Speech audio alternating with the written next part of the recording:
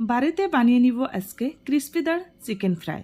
প্রথমে আমি চিকেনগুলো নিয়ে নিছি। এবার এখানে মশলাটা ব্লেন্ড করে নেওয়ার জন্য আদা, রসুন, পেঁয়াজ দিয়ে দিছি, এক টুকরো দারচিনি দিয়ে দিছি, গরম মশলা দিয়ে দিছি, 1 চামচ পরিমাণের জিরা। এবার এখানে সামান্য পরিমাণের জল দিয়ে আমি মশলাটা ব্লেন্ড করে নিয়ে নিব।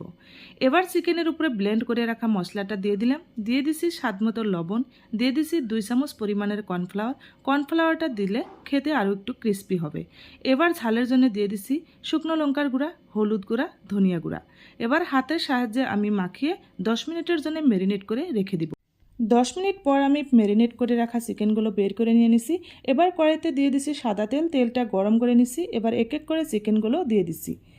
এই চিকেন ফ্রাইটা অনেকক্ষণ সময় ধরে ভাজতে হবে, নাহলে কিন্তু ভিতরে কাঁচা থাকার চান্স আছে।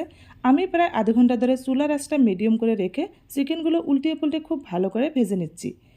আমার চিকেন ফ্রাইটা হয়ে গেছে, এবার নামিয়ে নিছি। আরও কিছুটা চিকেন রয়ে গেছে, সবগুলো একসঙ্গে খুব ভালো করে ভেজে নিব।